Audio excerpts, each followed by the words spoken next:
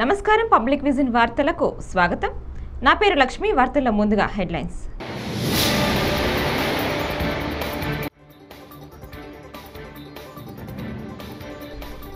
దేశంలో ఐపీసీ తదితర పాత చట్టాల తొలగింపు. నేటి నుంచి భారత్లో కొత్త శిక్షా స్మృతుల అమలు. కేంద్రం హోంమంత్రి అమిత్ షా.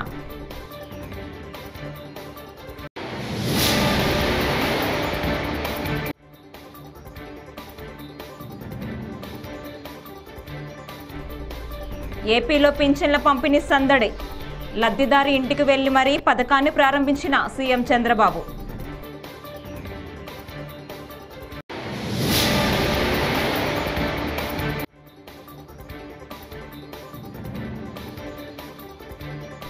మంత్రిగా జీతం తీసుకోవటానికి మనస్కరించలేదు.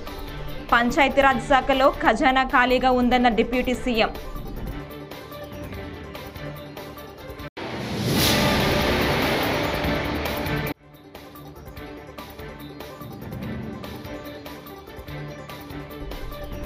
ఏపీలో కొనసాగుతున్న పెన్షన్ల పంపిణీ.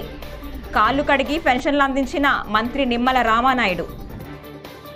ఇక డీటెయిల్స్ చూస్తే బ్రిటిష్ పాలన నాటి ఐపీసీ తదితర పాత శిక్షా స్మృతుల తొలగిస్తూ వాటి స్థానంలో ఎన్డీఏ ప్రభుత్వం కొత్త చట్టాలను తీసుకొచ్చింది. దీనిపై కేంద్ర హోంమంత్రి అమిత్ షా స్పందించారు.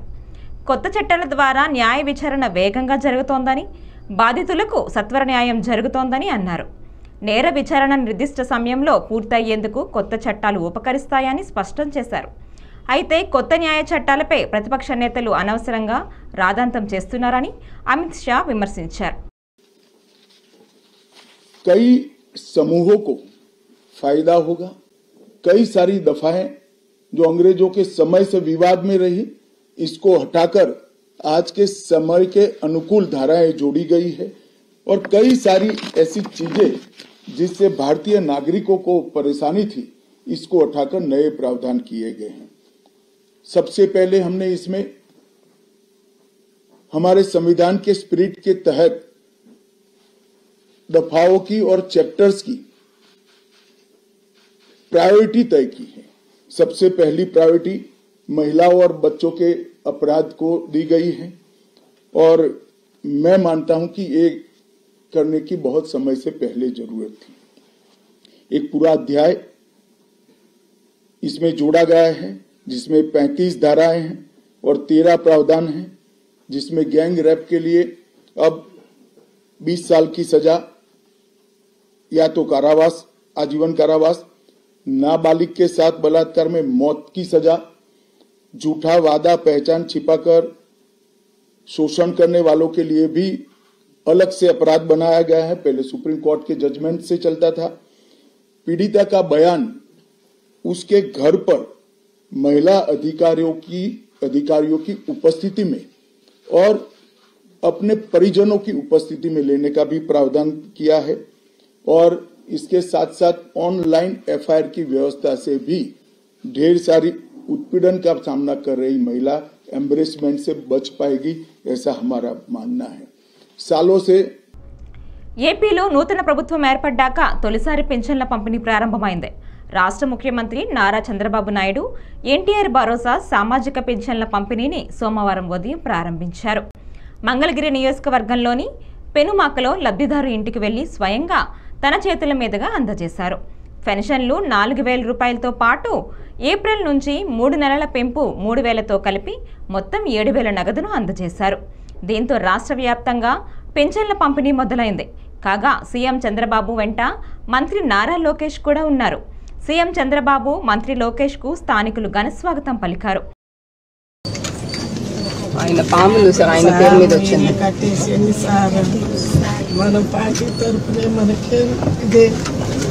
ఇప్పుడు ఇది తీసుకోండి అమ్మా, మీరు సిఆర్డీఏ మీరు కలిసి ఏరియాలో ఉండే వాళ్ళకి ఇండ్లు ఇలాంటి వాళ్ళకి కొంతమంది కట్టుకోలేని కట్టిద్దాం. Okay yes sir.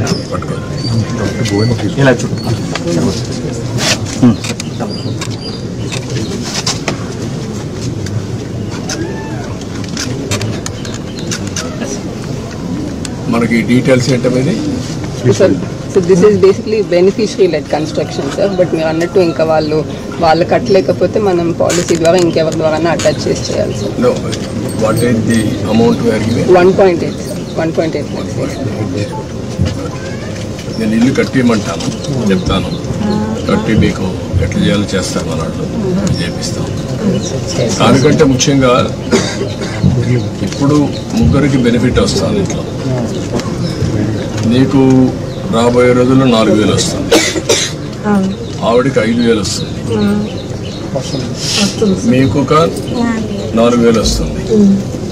4, 4, 8 + 5 13,000 వస్తుంది. 13,000 వచ్చినప్పుడు మీరు కొద్దిగా సంపాదించుకుంటున్నారు. వీళ్ళిద్దరిని చదివించుకొని వాళ్ళకి చదువుకు అవన్నీ ఏం చేయాలో అవన్నీ చేస్తూ ఉంటాం గవర్నమెంట్ కూడా. కానీ 10 రూపాయలు సంపాదించుకునే మార్గం ఎందుకు ఆలోచించకూడదు? మీరు మీ కష్టార్జితంతో మీరు బతుకుతున్నారు. ఒక్కసారి పిల్లల్ని బాగా చదివించారనుకో మీ జీవితాలు మారు. ఇంకా డబ్బులు సంపాదించే మార్గం ఏంటి? నేను అన్ని ఆలోచిస్తున్నా. పేదరికం లేని సమాజం అంటే ప్రతి ఒక్కరికి కూడా కనీస ఆదాయ. ఎన్నికల్లో గెలిచిన తరువాత ఊరేగింపులు జరుపుకోవటం తనకిష్టం ఉండదని AP deputy CM Pawan Kalyan పేర్కొన్నారు. భారీ మెజారిటీతో గెలిపించిన ప్రజలకు పింఛన్లు ఇచ్చి కృతజ్ఞతలు తెలియజేసుకోవటానికి నేడు నియోజకవర్గానికి వచ్చినట్లు తెలిపారు. ఈ మేరకు పిఠాపురం నియోజకవర్గం కాకినాడ జిల్లా గొల్లప్రోలులో సోమవారం జరిగిన ఎన్టీఆర్ భరోసా సామాజిక పింఛన్ల పంపిణీ కార్యక్రమంలో పవన్ కళ్యాణ్ పాల్గొన్నారు. పలువురు లబ్ధిదారులకు పింఛన్లు అందజేశాక సభను ఉద్దేశించి ప్రసంగించారు. పిఠాపురం ప్రజలకు జీవితాంతం రుణపడి ఉంటానని చెప్పారు. ఆ క్రమంలో ముందుగా ఈరోజు మేము మాట్లాడుకున్నప్పుడు చాలాసార్లు చెప్పాను ఇట్లాంటివి ఉండాలి. అలాగే స్కిల్ డెవలప్మెంట్ ఇలాంటి మీరు చూస్తే మొదటి పెంచిన ఈ పెన్షన్లో పెన్షన్ విధానం గత ప్రభుత్వం మాట్లాడుతున్నప్పుడు ఇందా కృష్ణరాజు గారు మాట్లాడుతా మేము వస్తే ఈ పెన్షన్ విధానాన్ని రద్దు చేస్తారు. మేము దానికి కొన్ని ఇంతలు పెంచి ఇచ్చాం తప్ప తగ్గించలేదు. ఇది చాలా ఛాలెంజింగ్, అది కూడా చెప్తున్నాను మీకు. మనకి ఏదైతే ఇవ్వాలో వెల్ఫేర్ స్కీమ్స్ ఇవ్వాలి, ఖచ్చితంగా వెల్ఫేర్ స్కీమ్స్ చాలా చాలా ఎసెన్షియల్. కానీ దాంతోపాటు అభివృద్ధి కూడా కావాలి. ఈరోజు నేను పంచాయతీరాజ్ శాఖ లెక్కలు చూస్తూ ఉంటే అసలు అడ్డగోలుగా నిధులని అటు ఎటులిపినే తెలియట్లేదు. మీరే చూశారు, ఒక చిన్నపాటి కాలువకి ఒక మండలానికి కావాల్సిన డబ్బులు ఒక 15 కోట్లు 10 కోట్లు ఏది ఒక చిన్నపాటి మినీ రిజర్వాయర్ అవసరం ఏదైనా ఉంది, లేదంటే మనకి చిన్న కాలువల మరమ్మతులు కానీ వాళ్ళ ప్రయారిటీ, వాళ్ళు మంచిగా చెడ ఇవన్నీ పక్కన పెడితే వాళ్ళ ప్రయారిటీ 600 కోట్లు పెట్టి ఋషికొండలో ప్యాలెస్ కట్టుకున్నారు. అదే 600 కోట్లు ఈ పాటికి మనకి మనకి ఇక్కడ కనుక పెట్టుంటే ఒక జిల్లా అభివృద్ధి అయిపోయింది. సో మేము ఏపీలో పెన్షన్ల పంపిణీ జరుగుతోంది. మంత్రి నిమ్మల రామానాయుడు పశ్చిమ గోదావరి జిల్లా యలమంచిలి మండలం అడవిపాలెంలో అనారోగ్యానికి గురైన లారీ డ్రైవర్కు తొలి పింఛన్ అందించి కాళ్లకు నమస్కరించారు. ఇదే గ్రామానికి చెందిన పెద్దపాటి భాగ్యలక్ష్మి కాళ్లు కడిగారు మంత్రి. అలాగే పాలకులలో లబ్ధిదారులకు నగదు అందజేశారు. కూటమి ప్రభుత్వం ఇచ్చిన ప్రతి హామీని నెరవేరుస్తోందని మంత్రి తెలిపారు. టీడీపీ కూటమికి చారిత్రాత్మక విజయాన్ని అందించిన రాష్ట్ర ప్రజలకు రుణపడి ఉంటామన్నారు. ఈ క్రమంలో ఆయన వృద్ధులు, వికలాంగుల కాళ్లు కడిగారు. ఎన్నికల ప్రచారంలో ప్రజలకిచ్చిన మాట ప్రకారం పెన్షన్ల పంపిణీ చేస్తున్నామని ఆయన స్పష్టం చేశారు. ఇక ప్రతి నెల పెరిగిన పెన్షన్ లబ్ధిదారుల ఇంటికి చేరుతుందన్నారు.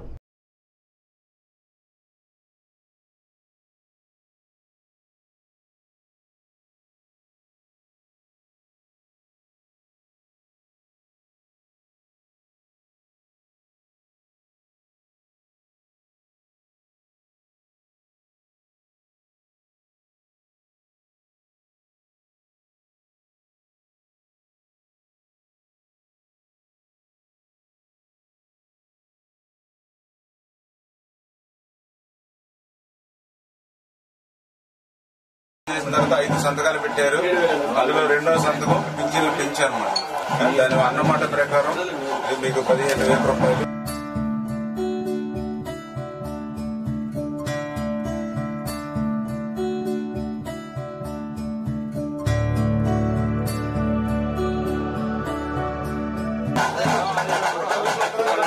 ఏం పేరు నీ పేరు?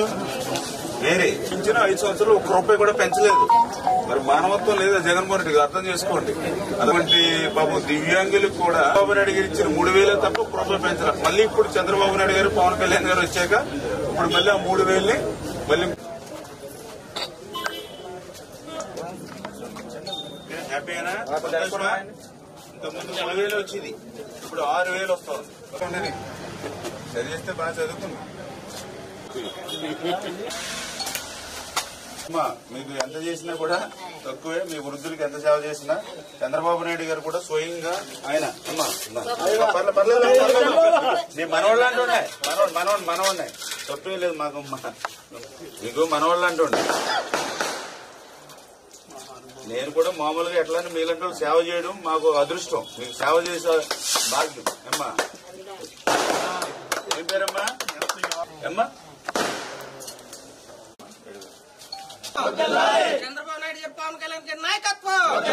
జగన్మోహన్ రెడ్డి లాగా విడతల వారి పెంపు పింఛను కాదు, ఒకేసారి పింఛను పెంపు చంద్రబాబు నాయుడు గారు ఇచ్చినటువంటి ఏదైతే ఈవేళ 1వ తేదీన ఎవరైతే వృద్ధులు వితంతువులు ఎవరైతే ఉన్నారో 3,000 రూపాయలు పింఛను దాన్ని 4,000 రూపాయలకి పెంచి మళ్లీ ఏదైతే ప్రజలకి గత 3 నెలల క్రితం ఏదైతే మాజీ మంత్రి పెద్దిరెడ్డి కుటుంబం పుంగనూరును మాఫియా రాజ్యంగా మార్చేసిందని మంత్రి మండిమల్లి రామప్రసాద్ రెడ్డి ధ్వజమెత్తారు. వైకాపా ప్రభుత్వం పోవటంతో పీడ విరగడయిందని, పుంగనూరు ప్రజలు ప్రశాంతంగా ఉంటే అక్కడికెళ్లి రచ్చ చేయాలని రాజంపేట ఎంపీ మిథున్ రెడ్డి ప్రయత్నిస్తున్నారని ఆగ్రహం వ్యక్తం చేశారు.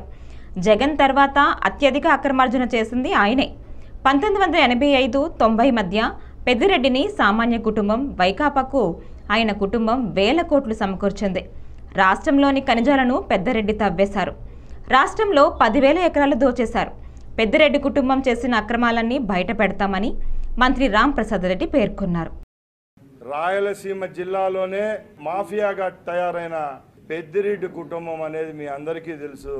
గత 5 సంవత్సరాల్లో ఈ రాష్ట్రంలో ఉన్న ఖజానాను కొల్లగొట్టిన రెండో వ్యక్తి జగన్మోహన్ రెడ్డి తర్వాత ఎవరన్నంటే పెద్దిరెడ్డి రామచంద్రారెడ్డి, ఆయన తమ్ముడైన వాళ్ళ కొడుకైన మిథున్ రెడ్డి అని చెప్తున్నా. మిథున్ రెడ్డి గారు కొన్ని వ్యాఖ్యలు చేశారు.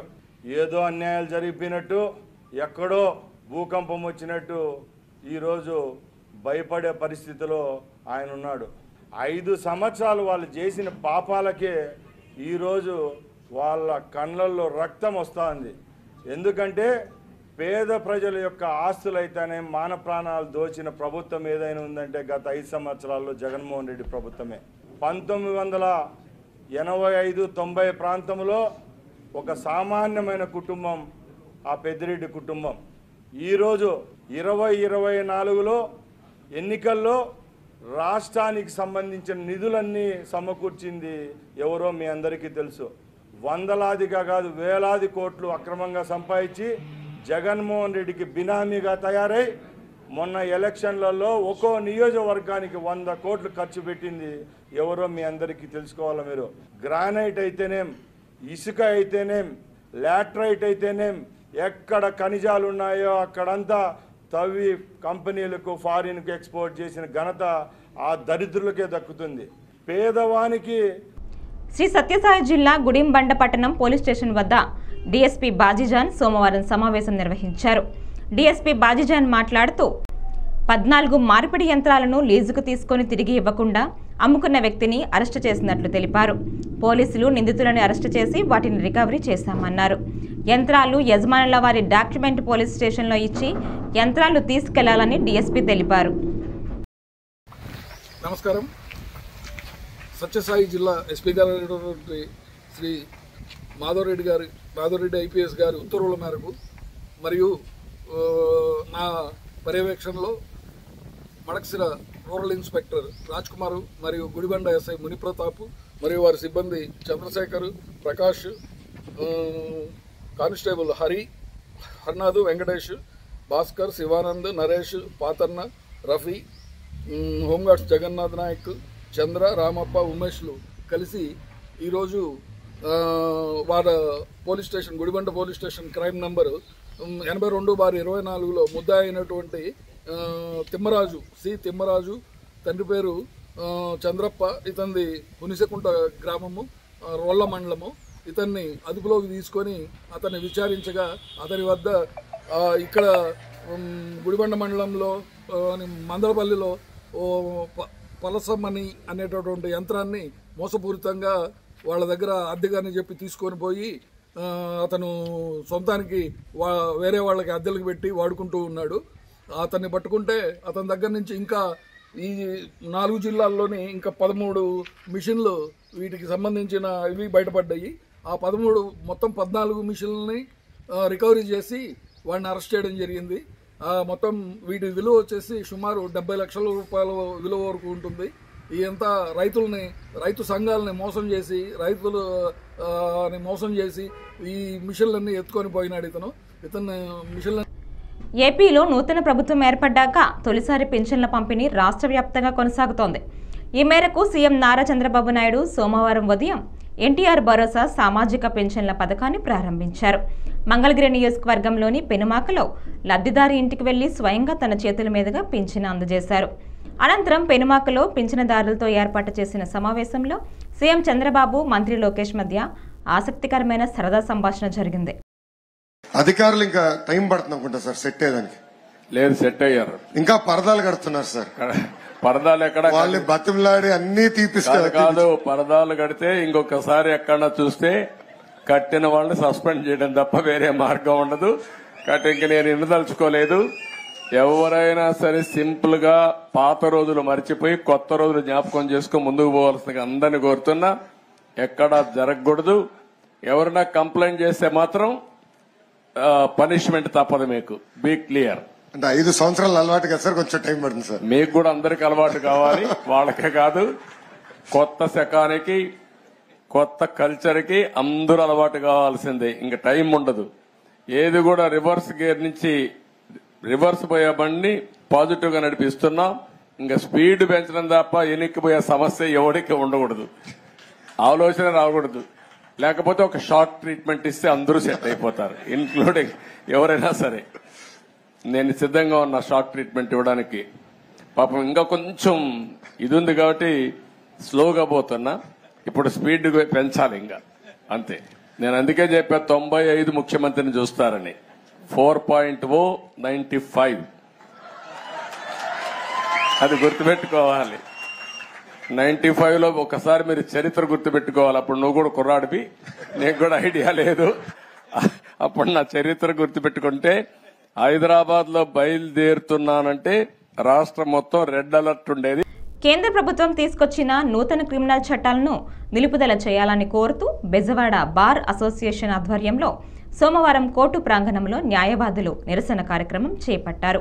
ఈ సందర్భంగా సీనియర్ న్యాయవాది సుంకర రాజేంద్ర ప్రసాద్ మాట్లాడుతూ, కేంద్ర ప్రభుత్వం తీసుకొచ్చిన నూతన చట్టాలను న్యాయవాదులుగా తాము తీవ్రంగా వ్యతిరేకిస్తున్నామని అన్నారు. ఈ చట్టాలు రాజ్యాంగానికి వ్యతిరేకంగా ఉన్నాయన్నారు. ప్రజా వ్యతిరేక నూతన చట్టాలను పాటిస్తా ఉన్నాం. ఎందుకన్నట్లయితే ఈ రోజు నుంచే కేంద్ర ప్రభుత్వం చేసినటువంటి 3 నూతన క్రిమినల్ చట్టాలు అమల్లోకి వస్తున్నట్టుగా ప్రకటన చేశారు. దీనికి న్యాయవాదులుగా మేము వ్యతిరేకిస్తూ ఉన్నాం. ఎందుకు వ్యతిరేకిస్తున్నామంటే ఇవి ప్రజాతంత్ర రాజ్యాంగ వ్యతిరేకంగా ఉన్న చట్టాలు అనేటువంటివి. ఇవి పేద ప్రజలకి, సామాన్య ప్రజలకి, అదేవిధంగా ప్రశ్నించే గొంతుకులను పేక నులిమే దానికోసం తెచ్చినటువంటి చట్టాలుగా మనకు కనపడతా ఉన్నది.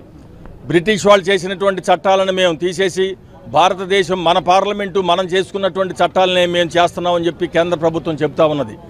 పేర్లు మార్చినంత మాత్రాన అవి మన చట్టాలు కావు అనేటువంటిది కూడా మనం గమనించాలి. ఎందుకంటే 90% పైగా ఉన్నటువంటి పాత చట్టాలనే మరలా కొత్త సీసాలో పాత సారా అనే విధంగా మార్చారు తప్పితే మరేమీ లేదు అనేటువంటిది కూడా మనం గమనించాలి. మార్చినవి మరి మనం ఎన్నుకున్నటువంటి ప్రభుత్వాలు, మన కోసం ఎన్నిక కాబడినటువంటి ప్రభుత్వాలు ఇక్కడ ప్రజల కోసం చేసిన చట్టాలుగా ఉన్నాయా అంటే అవి కాదు. అవి ప్రజలకు వ్యతిరేకంగాను, ఇప్పటి వరకు న్యాయస్థానాలకు ఉన్నటువంటి అధికారాలను కత్తెరవేసే విధంగాను, పోలీసు వ్యవస్థకి, అదేవిధంగా ఎగ్జిక్యూటివ్ రెవెన్యూ అధికారులకి మరిన్ని అధికారాలను కట్టిపెట్టేటట్టుగా ఈ చట్టాలు ఉన్నాయి అనేటువంటిది మనం గమనించాలి. ఏ విధంగానూ ఒక నిర్దిష్టమైనటువంటి డెఫినేషన్స్ లేనటువంటి అనేక ఉండటం వలన ఈ నిర్దిష్టత కోసం సుప్రీంకోర్టు దగ్గరికి వెళ్ళి మళ్ళీ ఏమిటి దీని గురించి భాష్యం చెప్పమంటే దాదాపు 25 సంవత్సరాలు పడుతుంది. కానీ ఆ 25 సంవత్సరాలు ఈ పేద ప్రజలు, సామాన్య ప్రజల గతి ఏమిటి అనేటువంటిది కూడా మేము ప్రశ్నిస్తూ ఉన్నాం. అదేవిధంగా ఐపీసీలో అంటే పాత ఐపీసీలో బిఎస్ఎన్ పెట్టారు వీళ్ళ పేరు. దాంట్లో ఏంటంటే ఒక ఆర్గనైజ్డ్ క్రైమ్ అనేటువంటిది కూడా ఒకటి పెట్టారు. దానికి యావజ్జీవ ఐక్య విద్యార్థి సంఘాల ఆధ్వర్యంలో రాష్ట్ర వ్యాప్తంగా జూలై 4న విద్యా సంస్థల బంద్కు పిలుపునివ్వడం జరిగిందని ఎస్ఎఫ్ఐ రాష్ట్ర కార్యదర్శి అశోక్ అన్నారు. విజయవాడ బాలోత్సవ భవనాల్లో సోమవారం విలేకరుల సమావేశంలో ఆయన మాట్లాడుతూ నీట్ పరీక్షా పత్రాల లీక్పై ఇప్పటికే దేశవ్యాప్తంగా చర్చ జరుగుతోందని అన్నారు. అయినా దీనిపై ప్రధాని నుంచి ఎటువంటి స్పందన లేదన్నారు. అశోక్ ఎస్ఎఫ్ఐ రాష్ట్ర కార్యదర్శి. దేశవ్యాప్తంగా జూలై 4వ తేదీన విద్యా సంస్థలు బంద్కు పిలుపిస్తున్నాం. ఇప్పటికే దేశంలో చర్చ జరుగుతూ ఉంది, పార్లమెంట్లో కూడా చర్చ జరుగుతూ ఉంది. నీట్ యూజీసీ ఎగ్జామ్స్ లీకేజ్ జరిగింది. ఇప్పటికీ కేంద్రంలో ఉన్న మోడీ గారు దీనికోసం మాట్లాడే పరిస్థితి లేదు. ఈరోజు పాకిస్తాను ఇజ్రాయెల్ యుద్ధానికి ఆపుతాను అంటున్నారు, కానీ ఈ నీటి అవకతవకలపైన లీకేజీలపైన ఇప్పటికీ జరగట్లేదు. ఈ 5 సంవత్సరాల్లో 65 పేపర్లు లీకేజీలు జరిగినాయి. ఇప్పటికీ మోడీ గారు మాట్లాడే పరిస్థితి లేదు. ఇప్పటికీ విద్యార్థులకు ఎగ్జామ్స్ నిర్వహిస్తామని మధ్యలో ఆపారు. కాబట్టి వెంటనే విచారణ జరపాలి, విద్యార్థులకు న్యాయం చేయాలని. అలాగే ఇంతవరకు విద్యాశాఖ మంత్రి మాట్లాడలేదు, విద్యాశాఖ మంత్రి రాజీనామా చేయాలని. వాటితో పాటు పాఠశాలలు దేశవ్యాప్తంగా 45,000 పాఠశాలలు మూసివేశారు. మూసివేసిన పాఠశాలని తెరవాలని. వాటితో పాటు పిహెచ్డి అడ్మిషన్లో పూర్తిగా నెట్ క్వాలిఫైడ్ అని చెప్పాలని చెప్తున్నారు. పాత పద్ధతిని నిర్వహించాలని ఈ డిమాండ్లతో విద్యార్థి సంఘాలన్నీ కలిపి దేశవ్యాప్తంగా విద్యా సంస్థలు బంద్ చేస్తున్నాం. విద్యార్థులు మేధావులు భాగస్వామ్యం కావాలని, జయప్రదం చేయాలని విజ్ఞప్తి చేస్తున్నాం. కాకినాడ జిల్లా రైస్ మిల్లర్ అసోసియేషన్ అధ్యక్షునిగా నున్న రామకృష్ణ, జిల్లా సెక్రటరీగా మొగలి అప్పారావు, జిల్లా వైస్ ప్రెసిడెంట్గా కోయ శ్రీను, జిల్లా జాయింట్ సెక్రటరీగా కేబిఎన్ భైరవకృష్ణ, జిల్లా వైస్ ప్రెసిడెంట్గా పేకేటి నాగేశ్వరరావు తదితర సభ్యులు సోమవారం కాకినాడ జిల్లా రైస్ మిల్లర్స్ వెల్ఫేర్ అసోసియేషన్ కార్యాలయంలో ఏకగ్రీవంగా ఎన్నుకున్నారు. ఈ సందర్భంగా వారు మాట్లాడారు. ప్రమాణ స్వీకారం జరిగింది. ప్రమాణ స్వీకారానికి మా కొత్త బాడీని ఆశీర్వదించడానికి మాజీ ఉప ముఖ్యమంత్రి మన నిమ్మకాయల చినరాజప్ప గారు, ప్రజెంట్ ఎమ్మెల్యే గారు పెద్దాపురం ఇక్కడికి వచ్చి మా బాడీని ఆశీర్వదించారు. పోయినసారి ఆయన టర్మ్లో 5 సంవత్సరాల్లోని ప్రతి రైతు యొక్క ఒక్క గింజ కూడా వదలకుండా ఎప్పుడు టార్గెట్ అయిపోయింది రాజప్ప గారు అంటే అప్పుడల్లా టార్గెట్ తెచ్చి రైస్ మిల్లర్కి చాలా ఉపయోగపడ్డారు. అదే రైతాంగానికి కూడా ఒక గింజ ఎక్కడా కూడా నష్టపోకుండా 100% ఒబ్బడి చేసిన చరిత్ర మన రాజప్ప గారిది.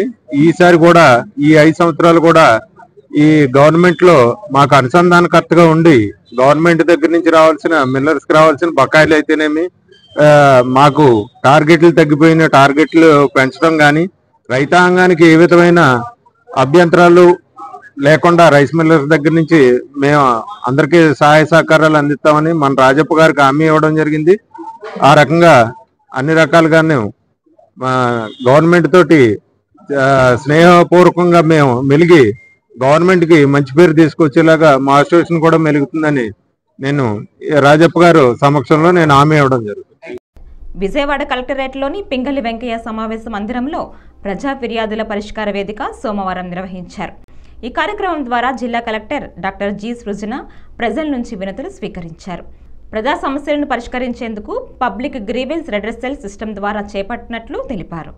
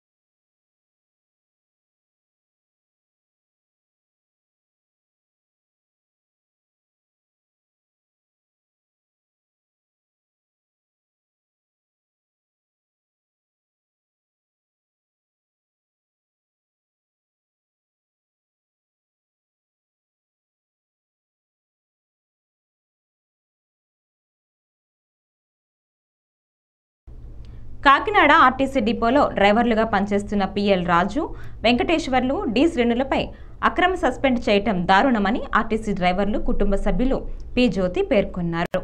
సోమవారం కాకినాడలో ఆర్టీసీ డిపో వద్ద ఆంధ్రప్రదేశ్ ప్రజా రవాణా ప్రభుత్వ డ్రైవర్స్ వెల్ఫేర్ అసోసియేషన్ ఆధ్వర్యంలో 21వ రోజు ఆర్టీసీ డ్రైవర్ల కుటుంబ సభ్యులతో ధర్నా కార్యక్రమం చేపట్టారు. ఈ సందర్భంగా ఆమె మాట్లాడారు. నా పేరు పి జ్యోతి అండి.